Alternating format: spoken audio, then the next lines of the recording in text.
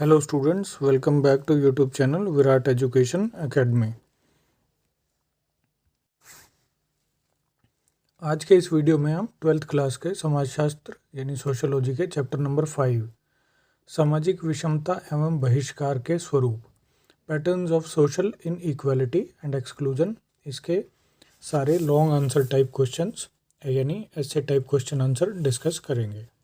तो शुरू करते हैं आज का वीडियो। ये वाले क्वेश्चंस थोड़े इंपॉर्टेंट हैं जो ऑफ एंड ऑन एग्जाम्स में आते रहते हैं। तो सबसे पहला क्वेश्चन ले लेते हैं, अनुसूचित जातियों की सामाजिक तथा आर्थिक समस्याओं का वर्णन करें। तो ये कुछ समस्याएं नीचे हम डिस्कस करेंगे। सबसे पहला है निम्न सामाजिक स्थिति यानी लो सोशल स्टेटस।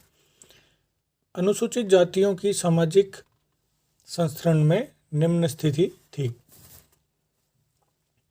इसके अलावा इनमें अनेक सामाजिक, आर्थिक, राजनीतिक और धार्मिक निर्योग्यताएं भी थी, जिनकी वजह से इनमें हीनता की भावना आ गई और इनकी स्थिति सुधारने के रास्ते में भी अनेक प्रतिबंध थे। यानी कि ओवरऑल जो उच्च जाति के लोग थे या जो थोड़े मतलब संपन्न थे समाज में, वो चाहते नहीं थे कि जो अनुसूचित जातियां हैं, जो पिछड़ी हुई हैं, वो भी ऊपर उठें। अगला पॉइंट है सार्वजनिक स्थलों में जो है उपयोग पर रोक थी, यानी पब्लिक प्लेसेस में इनके आने जाने पर रोक लगा रखी थी समाज ने। समाज के इस वर्ग में सदस्यों को सार्वजनिक स्थलों पर जाने से रोक लगाई हुई थी। ये सार्वजनिक कुओं से पानी नहीं भर सकते थे, सार्वजनिक पार्कों तथा अन्य स्थलों पर भी नहीं जा सकते थे। यहाँ तक कि इनके मंदिर वगैरह भी अलग ही होते थे। उन जो है अगर ये ऐसा करते थे, सार्वजनिक स्थलों पर जाते थे, तो सामाजिक परंपराओं को तोड़ने का उन पर इल्ज़ाम लगाया जाता था और उनको दंड भी दिया जाता था।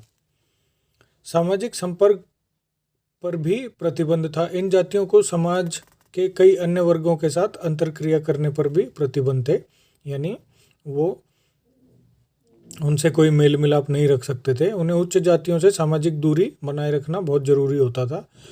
जन्मदिन, होली, दिवाली, अन्य किसी और त्यौहार के मौक़ों पर नहीं बुलाया जाता था। न ही उच्च जाति के लोग अनुसूचित जातियों के उत्सवों में या फंक्शनों में या शादियों में इस तरह के प्रोग्रामों में भाग नहीं लेते थे। इस तरह से इनके साथ सामाजिक दूरी बनाकर रखी जाती थी। अगला पॉइंट है अस्पृश्यता यानी छुआछूत। ये सबसे बड़ी समस्या थी। अनुसूचित जातियों को आमतौर पर अस्पृश्य जातियाँ कहा जाता था, यानी कि निम्न जातियों के सदस्य उच्च जातियों के सदस्यों को छू नहीं सकते, यानी उनकी छाया भी नहीं पड़ सकती। ऐसा कहा जाता है कि उनके छूने से उच्च जाति के लोग अपवित्र हो जाएंगे। दक्षिण भारत में तो इनसे दूरी भी निश्चित की गई थी। इस अपवित्रता से मुक्ति पाने के लिए उन्हें शुद्धिकरण के धार्मिक संस्कार यानी हवन इत्यादि करने पड़ते थे, यहाँ तक कि उनकी परछाई से भी दूर रहा जाता था। आवासीय निर्योग्यताएं। अनुसूचित जातियों के लोग और जातियों के लोगों के साथ गांव में नहीं रह सकते थे। दूसरी जातियों के साथ पक्के घर भी नहीं बना सकते थे। उन्हें गांव से बाहर रहने के लिए कहा जाता था। आमतौर पे गांव के बाहर घर बनाकर रहते थे ताकि दूसरी जातियों से वह दूरी बनाकर रखी जा सके। अगला पॉइंट है विवाह संबंधी प्रतिबंध। अनुसूचित जाति के सदस्य अपने से उच्च जाति के सदस्यों के साथ वैवाहिक संबंध नहीं कर सकते थे, क्योंकि जातीय नियमों के अनुसार जाति जो है अंतर्विवाही होती थी। इस तरह उनके साथ विवाह करने पर भी प्रतिबंध था। धार्मिक निर्योग्यताएं। इसके साथ साथ ही अनुसूचित जातियों के सदस्यों को धार्मिक स्थलों पर जाने से प्रतिबंध होता था। वह किसी भी मंदिर में पूजा पाठ करना तो दूर, उसमें प्रवेश भी नहीं कर सकते थे। उन्हें अपने घरों में ही धार्मिक ग्रंथों के अध्ययन व पूजा पाठ व धार्मिक कर्म कांडों की भी मनाही थी। अगला पॉइंट है अनुसूचित जातियों को शिक्षा प्राप्त करने का अधिकार नहीं था। वैदिक काल से इन्हें शिक्षा से दूर रखा जाता था। इनको शिक्षा प्राप्त करने का अधिकार नहीं दिया गया था। यदि किसी शिक्षण संस्थान में प्रवेश मिल भी जाता था इस जाति के लोगों को, तो उनसे अच्छा व्यवहार नहीं किया जाता था। इसी वजह से दूसरे लोगों के बजाय इनकी साक्षरता दर काफ़ी नीचे थी। तो ये कुछ समस्याएं थी जो है अनुसूचित जातियों के साथ थी। अगला क्वेश्चन है, जनजातीय समस्याओं के समाधान के लिए अपने सुझाव दें। तो जो समस्याएं हैं उसके कुछ सुझाव इस प्रकार हो सकते हैं। इन लोगों की कृषि संबंधी समस्या हल की जानी चाहिए, इनको भूमि आवंटित करनी चाहिए तथा इनको स्थानांतरित खेती की जगह स्थायी खेती करने के लिए प्रेरित करना चाहिए। इनके इलाकों में यातायात की समस्या भी हल की जानी चाहिए। इनके इलाकों में सड़कों तथा रेल की पटरियों का निर्माण होना चाहिए ताकि आना जाना सुगम बनाया जा सके। यह और इसके इलाकों में आराम से आ जा सकें और आपको अपने इन जनजातियों को मुख्य धारा से जोड़ा जा सके।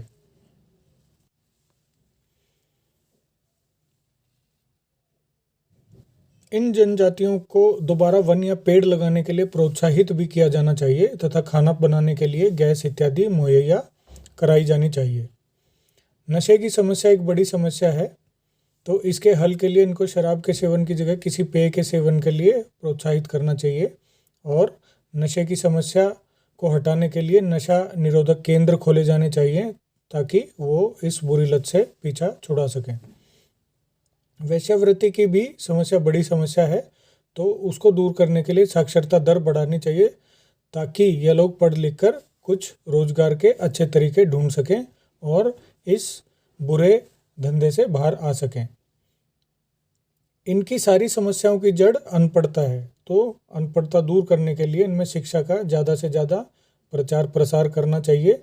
इनको निःशुल्क शिक्षा दी जानी चाहिए, स्कॉलरशिप्स वगैरह भी दी जानी चाहिए, किताबें वगैरह मुफ्त उपलब्ध कराई जानी चाहिए ताकि ये शिक्षा प्राप्त करने के लिए प्रोत्साहित हों। इनके क्षेत्रों में स्वास्थ्य संबंधी समस्याएं भी बहुत ज़्यादा हैं, तो उसी को हल करने के लिए इनके क्षेत्रों में ज़्यादा से ज़्यादा अस्पताल व डिस्पेंसरी खोली जानी चाहिए, दवाइयाँ व चिकित्सा मुफ्त उपलब्ध करवानी चाहिए और इन लोगों को प्राथमिक चिकित्सा संबंधी प्रशिक्षण भी दिया जाना चाहिए ताकि ज़रूरत पड़ने पर वह इसका उपयोग कर सकें। अगला सुझाव है, भाषा की समस्या हल करने के लिए इनको प्राथमिक या माध्यमिक स्तर तक स्थानीय भाषा में शिक्षा प्रदान की जानी चाहिए, जिससे ये अपनी भाषा में शिक्षा भी ग्रहण कर सकें और दूसरे जो समाज है उसके साथ जो है ये कम्युनिकेशन भी कर सकें। धार्मिक समस्याओं को हल करने के लिए इनमें धर्म परिवर्तन को रोका जाना चाहिए और इनको जैसे शिक्षा मिलेगी और इनका रोजगार अच्छा होगा, थोड़ा आय का स्तर अच्छा होगा, तो धर्म परिवर्तन की समस्या अपने आप ही रुक जाएगी। जादू टोने को कम करने के लिए विज्ञान का प्रचार प्रसार भी करना चाहिए।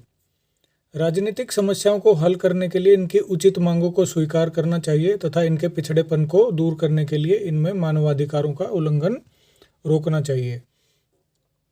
इनके समाज से भी कुछ चुनिंदा जो प्रतिनिधि हैं उनको राजनीति में आने का अवसर देना चाहिए ताकि वो इनकी समस्याओं को अच्छे से जो है आगे पहुंचा सकें। इन्हें उच्च वर्गों की तरह सम्मान देना चाहिए, इनके साथ ऐसा व्यवहार करना चाहिए ताकि उनमें देश प्रेम व राष्ट्रभक्ति की भावना पैदा हो जाए। इनकी मान्यताओं, विश्वासों, रीति रिवाजों से छेड़छाड़ भी नहीं की जानी चाहिए। तो ये सब सुझाव हम लोग जो है जनजातीय समस्याओं के समाधान के लिए दे सकते हैं। अगला क्वेश्चन है बच्चों, अन्य पिछड़े वर्ग का क्या अर्थ है, इनकी समस्याओं का वर्णन करो। तो सबसे पहले अर्थ ले लेते हैं। पिछड़ा वर्ग भारतीय समाज का बहुसंख्यक ऐसा वर्ग है जो सामाजिक, धार्मिक, राजनीतिक, आर्थिक व भौगोलिक कारणों से कमजोर रह गया है। स्वतंत्रता के बाद यह पिछड़ा वर्ग शब्द का प्रयोग किया गया है। ये हिंदुओं के, द्रविड़ों व हरिजनों के बीच की जातियों का समूह है। इसके अलावा इसमें गैर हिंदुओं, अनुसूचित जातियों व जनजातियों को छोड़कर अन्य निम्न वर्गों को भी शामिल किया गया है। इस शब्द का प्रयोग सबसे पहले 1917-18 में किया गया। देश की आज़ादी के बाद पिछड़े वर्ग, अन्य पिछड़े वर्ग शब्दों का प्रयोग किया गया। संविधान में इस शब्द को परिभाषित नहीं किया गया है। सुभाष तथा बीपी गुप्ता द्वारा तैयार किए गए राजनीतिक कोश में पिछड़े वर्ग की परिभाषा दी गई है। इनके अनुसार पिछड़े वर्ग से मतलब समाज के उस वर्ग से है जो सामाजिक, आर्थिक व शैक्षणिक निर्योग्यताओं के कारण समाज के अन्य वर्गों की तुलना में नीचे स्तर पर हो। विभिन्न राज्यों के पिछड़ेपन को आंकने के अलग अलग पैमाने हैं। संविधान की धारा 340 में राष्ट्रपति तथा अनुच्छेद 15 और 16 के अनुसार इन राज्य सरकारें आयोगों का गठन कर पिछड़े वर्ग की आर्थिक, सामाजिक तथा शैक्षणिक स्थिति का पता लगा सकती हैं। अब देख लेते हैं कि पिछड़े वर्ग की क्या क्या समस्याएं थी। तो यह निम्नलिखित वर्णित है। नंबर 1 है भूमिहीन कृषकों की समस्याएं। तो भारत के ज़्यादातर भागों में उच्च जातियों का अधिकार माना गया था। गांव में ये लोग बिना भूमि के कृषक होते हैं और इन्हें और लोगों की भूमि पर काम करना पड़ता है, यानी पिछड़े वर्ग के जो है। इस तरह उनके मालिक उनका शोषण करते हैं तथा ये लोग अपने मालिकों की दया पर निर्भर होते थे। व्यवसाय चुनने की समस्या। इस वर्ग के सदस्य आमतौर पर सामाजिक, शैक्षणिक तथा आर्थिक तौर पर पिछड़े हुए होते हैं, जिस वजह से इनके सामने व्यवसाय चुनने की समस्या पैदा हो जाती है। आर्थिक तथा शैक्षिक तौर पर भी ये लोग पिछड़े हुए होते हैं। तो शैक्षिक तौर पर पिछड़े हुए होंगे तो अपने आप ही व्यवसाय की समस्या उत्पन्न हो जाएगी। इस वजह से भी ये अपनी मर्जी का व्यवसाय नहीं चुन पाते। वेतन की समस्या। एक और समस्या पिछड़े वर्ग की है कि इन लोगों को पूरा वेतन नहीं मिलता था और ना ही समय पर दिया जाता था। ये लोग ज़्यादातर उच्च जाति के लोगों के खेतों पर काम करते थे, तो वो अपनी मर्जी से कभी दिया, कभी नहीं दिया, कभी कम दिया, कभी कम देकर ज़्यादा पर अंगूठा लगवा लिया। इनके मालिक इन्हें वेतन के बदले कभी अनाज दे देते थे, तो वो गुजारे में पूरा नहीं होता था। गांव में धोबी, नाई, लोहार, कुम्हार इत्यादि काम करते हैं तथा कम आमदनी की वजह से इनका गुजारा बड़ी मुश्किल से चलता है। शिक्षा की समस्या।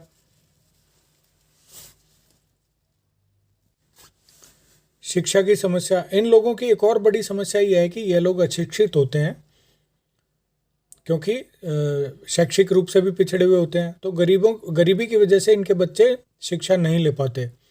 उच्च शिक्षा भी आजकल भारतवर्ष में बहुत महंगी है, जिस वजह से इनके बच्चे अशिक्षित रह जाते हैं और आर्थिक रूप से और पिछड़ जाते हैं। एक समस्या और है ऋणग्रस्तता, यानी हमेशा ही कर्जे में दबे हुए रहते हैं। यह एक महत्वपूर्ण समस्या है। आमतौर पर ये गरीब होते हैं, जिसकी वजह से जन्म, मौत, शादी, विवाह के समय पर इन्हें मजबूरी में कर्ज लेना पड़ता है। साहूकार मनमर्जी का ब्याज वसूलते हैं और ये एक बार कर्ज लेकर के पूरी उम्र चुकाते ही रहते हैं और वो कर्ज कभी ख़त्म नहीं हो पाता। आदमी मर जाता है परंतु वह कर्ज ख़त्म नहीं होता, फिर बच्चों को उतारना पड़ता है, तो हमेशा ही यह कर्ज में डूबे हुए रहते हैं। तो ये प्रमुख समस्याएं जो है पिछड़े वर्गों की भारतवर्ष में रही है। अगला क्वेश्चन है स्टूडेंट, मंडल आयोग के बारे में आप क्या जानते हैं? तो देख लेते हैं मंडल आयोग क्या चीज़ है। जनता पार्टी ने चुनावों में किए गए अपने वायदे को पूरा करने के लिए पिछड़े वर्गों को सरकारी नौकरियां तथा शिक्षण संस्थानों में आरक्षण देने के लिए 20 दिसंबर 1978 को एक आयोग का गठन किया गया। इस आयोग के अध्यक्ष बीपी मंडल थे, इसलिए इसे मंडल आयोग कहा गया। यानी जो पिछड़ा वर्ग था उसको एक आरक्षण देना था सरकारी नौकरियों में और शिक्षण संस्थानों में। यह वादा जनता पार्टी ने किया था कि अगर हम पावर में आए, हमारी सरकार बनी, तो हम पिछड़ा वर्ग को सरकारी नौकरियों में और शिक्षण संस्थानों में आरक्षण देंगे। तो इस कार्य को करने के लिए उन्होंने एक आयोग बनाया। यह आयोग 20 दिसंबर 1978 को बनाया गया। इसके अध्यक्ष बीपी मंडल थे। इस आयोग के क्या कार्य और उद्देश्य थे ये देख लेते हैं। मंडल आयोग को पिछड़े वर्ग से संबंधित तथ्य इकट्ठा करने के लिए और अपने सुझाव देने के लिए बनाया गया। पिछड़े वर्गों के पिछड़ेपन के मापदंड निर्धारित करना, यानी कैसे डिसाइड करेंगे कि ये वर्ग पिछड़ा हुआ है, और उनके उत्थान के सुझाव देना, कैसे उनका उत्थान होगा ये अपनी सुझाव देना है। केंद्र व राज्य सेवाओं में पिछड़े वर्गों के लिए आरक्षण की संभावना का पता लगाना, यानी कितना संभव है आरक्षण दे सकते हैं या नहीं दे सकते, कितना % दे सकते हैं, और जितने भी तथ्य उन्होंने जो है डेटा इकट्ठा किया है उसके आधार पर ये सुझाव देना, ये इस आयोग के कार्य तथा उद्देश्य थे। पिछड़ेपन की कसौटियाँ, क्या क्राइटेरिया था? मंडल आयोग ने पिछड़े वर्ग निर्धारण के लिए 3 मापदंडों का चयन किया। ये थे सामाजिक, शैक्षणिक व आर्थिक। इन्हें आगे कई भागों में विभाजित किया। प्रत्येक मापदंड के लिए महत्व अलग अलग दिया गया।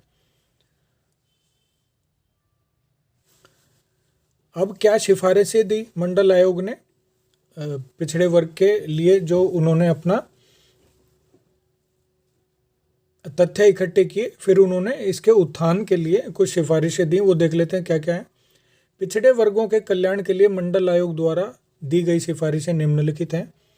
सार्वजनिक सेवाओं यानी सरकारी नौकरी में अपर्याप्त प्रतिनिधित्व प्राप्त अन्य पिछड़े वर्गों के लिए आरक्षण, यानी कुछ ऐसे पिछड़े वर्ग जो जिनको ज़्यादा नौकरियां, सरकारी नौकरियों में जिनका प्रतिनिधित्व बहुत कम है, उनके लिए आरक्षण दिया जाना चाहिए।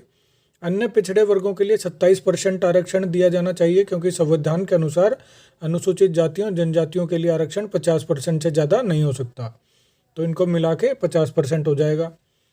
अन्य पिछड़े वर्गों में तकनीकी, व्यावसायिक प्रशिक्षण तथा शैक्षणिक योग्यता बढ़ाना, यानी तकनीकी व व्यावसायिक प्रशिक्षण मिलेगा तो वो आराम से रोजगार प्राप्त कर सकेंगे। भूमि सुधारों को उच्चतम प्राथमिकता देना। अब देख लेते हैं, कहा जाता है कि मंडल आयोग की रिपोर्ट में कई गलतियां भी थी। अन्य पिछड़े वर्गों की पहचान के लिए सामाजिक आधार को ज़्यादा महत्व दिया गया, तो बजाय के आर्थिक व शैक्षणिक आधार के। आयोग ने सिर्फ 1% जनसंख्या का नमूने के तौर पर अध्ययन किया गया, तो जो कि बहुत ही कम है पूरी जनसंख्या का, उसके आधार पर यह डिसाइड करना मुश्किल हो जाता है। जातीय संबंधी जानकारी के लिए 1931 की जनगणना को आधार माना, जबकि 50 सालों में देश की जातियों में अनेक परिवर्तन भी आ गए, तो उन्होंने लेटेस्ट जनगणना को आधार नहीं माना, 1931 की जनगणना को आधार मान लिया, जो कि अनुचित कहा गया। मगर फिर भी इन त्रुटियों को नज़रअंदाज करते हुए ये जो कमियां बताई गई मंडल आयोग में की सिफारिशों में, उनकी अनदेखी करते हुए 1989 में जनता दल के बने प्रधानमंत्री वीपी सिंह ने 7 अगस्त 1990 को इस रिपोर्ट को लागू करने की घोषणा कर दी। इस तरह इसके बाद 1992 में उच्चतम न्यायालय के फैसले के बाद ये सिफारिशें लागू हो गई, यानी कि 27% आरक्षण पिछड़ी जातियों के लिए लागू हो गया। तो स्टूडेंट्स, ये जो चैप्टर नंबर 5 है आपका, सामाजिक विषमता एवं बहिष्कार के स्वरूप, इसके जितने भी इम्पोर्टेंट लॉन्ग आंसर यानी ऐसे टाइप क्वेश्चन आंसर हैं वो हम डिस्कस कर चुके हैं। इसके अलावा जो भी इम्पोर्टेंट क्वेश्चन आंसर हैं वो हम ऑलरेडी एक वीडियो अपलोड कर चुके हैं, तो आप वहाँ से जो है देख सकते हैं। उम्मीद है आपको वीडियो पसंद आई होगी, तो सब्सक्राइब, लाइक एंड शेयर ज़रूर कीजिए। बेल आइकन भी ज़रूर दबाइए ताकि आपको अगले जो वीडियो हैं उसकी नोटिफिकेशन मिल जाए। धन्यवाद एंड ऑल द बेस्ट।